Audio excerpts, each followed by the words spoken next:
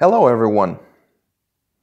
I was pretty overwhelmed by the amazingly positive reaction to my video I just posted a couple of weeks ago, in which I laid out what I think about Jordan Peterson's work in relation to the wider philosophical and maybe even the psychological context. This time I figured what I would try to do is to lay out a kind of a high-level overview of the history of the Western civilization. I hope this would be useful in the sense that it would serve as a kind of a guidepost for the development of the many important ideas Jordan Peterson is talking about in his work. And, well, obviously he's not the only guy talking about this stuff, but he happens to be the window right now through which all this stuff is kind of having a new resurgence. The basis for my presentation comes mainly from this pretty awesome book by Rodney Stark, How the West Won. It's a good book because it demystifies many beliefs people nowadays have about the Western history and details pretty well how Christianity has been a main driving force in the process of Western civilization, even in regards to the Enlightenment, for example, or the scientific progress we have had. So, without further ado, let's start with early Judaism. Here's the rough map of Europe. I'm quite an artist, as you see. I put some cities on the map just to give a bit of a contextualization. There's no time to, and I don't have the knowledge to talk about what happened in specific cities or specific areas that much. There's London, Madrid, Paris, Berlin, Vienna, Rome, Athens, Constantinople, so Istanbul nowadays, Cairo, and Jerusalem. And this is the area, obviously, where most of the development for Judaism and Christianity happened. So, the timelines and the years I'm going to throw around, they are really vague. Please don't come at me saying, well, that's not precise. Of course not. This is just a really general guideline. But let's say around 1000 BC, the Jewish culture and the Jewish tribe was already somewhat established. One could say that the earliest stories of the Old Testament, the historical stories, go around that time period. Now, what is important to understand from this time period and about Judaism is that the Near East and the Middle East was a heavily contested area of several tribes, and all the tribes worshipped their own gods, and many tribes worshipped several gods. So this was the time of polytheism. Now, what started happening over time was that each tribe started to have their own god, but they still acknowledged the existence of other gods. So this is called monolatrism. And, well, Jews had their god Jehovah, and obviously they had their book Old Testament, which carried the basic moral principles around which the tribe was organized. Now, let's put this aside for a while. This is the other pole of the equation. Then, the other important area from the antiquity is Greece, I mean. So, the best Greek period, so to speak, was around 600 to 300 before Christ. And during this time, the Greeks started formulating the ideas about rationality, they started theorizing about nature. They had ideas about, maybe there are laws of nature governing the cosmos. They developed the idea of logos, the central Western and Judeo-Christian idea, which Jordan Peterson mentions almost nowadays in all of his speeches. Logos can mean something like discourse, speech, reason, or even the divine guiding principle of the world, of the universe. And from this process, the rational Greek philosophy and from the Judaic tradition, the moral teachings of the Judaic tribe and the idea of a single God started to intermingle with the Greek philosophy. And when we come to close to the beginning of our era, the Common Era, this whole area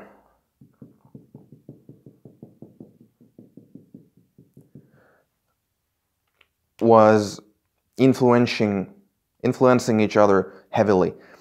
And from this combination of the Judaic tradition and the Greek tradition, we get Christianity.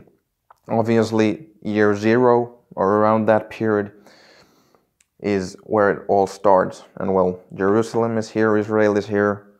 I'm not going to go into the details of that. What is important to understand here is that these two different traditions combined into Christianity, and within that framework, the idea of God behind the universe, guiding everything towards a purposeful end goal, was born. And the importance of the Greek tradition behind this is that this wasn't anymore thought of as some sort of mystical and taboo subject. These were the early developments of actually having the intellectual freedom of inquiry into the nature of reality. Nowadays we take it for granted that science and all that, like, you get to do that. But it's not self-evident that things should be like that from, for example, a societal point of view. So that was a huge thing to emerge. And then around it was 312, Christianity became the state religion of Rome. This is not so important from the point of view of the theology behind Christianity, but it's pretty important in the sense that Christianity, it had a rough start, but from then on it became institutionalized. And that has some effect we'll discuss in a short time. Well, then I can't remember the exact year, so it's something like 450 AD. The Empire of Rome fell down, or fell apart. And this led to similar dissimulation that actually drove the Greek progress forwards.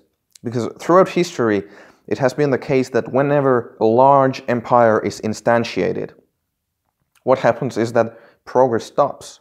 Top-down systems don't spur progress. Greece was full of sprawling city-states competing and improving. And same kind of thing happened when Rome fell, and obviously a lot of Europe was under the influence of Rome. So all the bureaucratic cities full of the elites, they became kind of obsolete, and then the progress of civilization, so to speak, then dispersed around Europe during this time. And it's worth noting that the progress became quite material during the Dark Ages, which actually were not so dark. Many important discoveries and inventions were made during that time period. It just happens to be that all the people went to work, so to speak, and there weren't that many historians or philosophers to write great treatises. And, well, the modern philosophers have looked at that time period, well, nothing happened there, so it must have been dark. No, progress was made, but think of it more like an off-season for an athlete.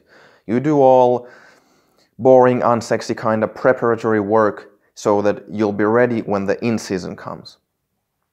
Okay, let's go forward. So from the Dark Ages, we get to the Middle Ages. Here are some crucial things happening that really set the stage up for the Reformation and the Enlightenment. So, first of all, the idea that every Christian has a soul was developed during the Middle Ages, like around year 1000 and 13th century and around that time period. And that's crucial because that is, historically speaking, at the basis of modern thinking about human rights and, well, then the older idea of the abolition of slavery and so forth. Another huge thing was that because of the aforementioned institutionalization of Christianity during the Roman period, was that monasteries had become these pretty vast organizations, and they had the means to start banking, start specializing in producing certain, well, products. And actually this, around the 10th century, was the early beginnings of the capitalist system as we know it. It was the monasteries where it started, and then in the later periods of the Middle Ages, the capitalistic banking system and the production system started spreading around Europe, first into the wealthy city-states of Italy and from then on further north. Well, okay, that's the Middle Ages. Let's see, I gotta check my notes.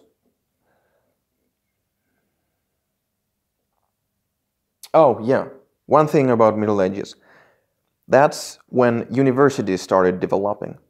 And that's really important because universities, historically speaking, have been the place where science has been done. And again, well, universities were intimately linked with monasteries, with Christianity and religious thinking. Virtually all, let's call them proto-scientists or the natural philosophers of Middle Ages were Christian.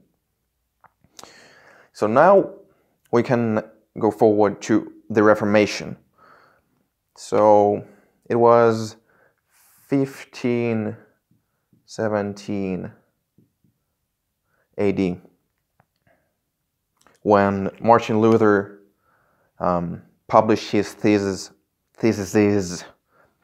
about the corruption of the Catholic Church. Oh man, I totally forgot. A really important thing to note was the split of the church in half. It was 1054, and the split line goes something like that, roughly speaking. So what is on this side is the Orthodox Church, and what's on this side is the Catholic Church. And it's the Catholic Church that carried on the Greek tradition of rationalism, reason, and the idea of logos. Okay, so it was the Catholic Church that spurred the progress of the early universities, early science, natural philosophy, and so forth. Now we get to the 1517, start of the Reformation. So, as we know, or at least as many of you know, the Catholic Church had become in many ways corrupt.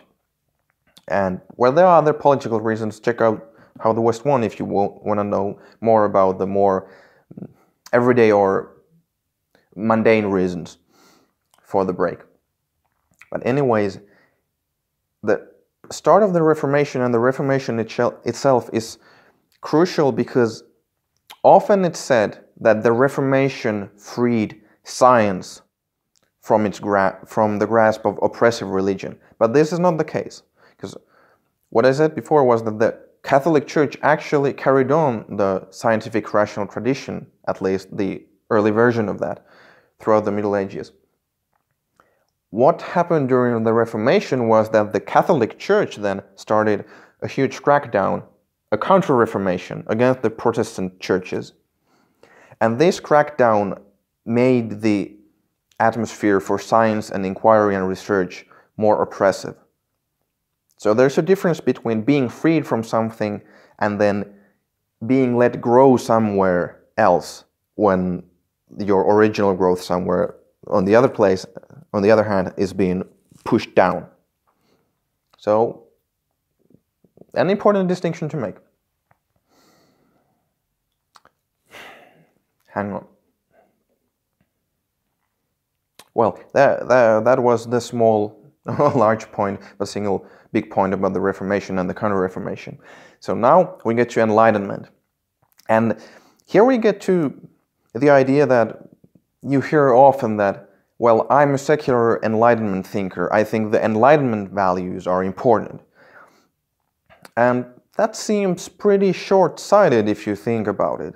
It's not like the values of Enlightenment just popped out of thin air. For example, even though the Catholic Church had started a crackdown on science and research to some extent, still, in How the West Won, Stark argues pretty thoroughly, and he has done a research on the subject, that out of the 50 most important scientists of the Enlightenment era,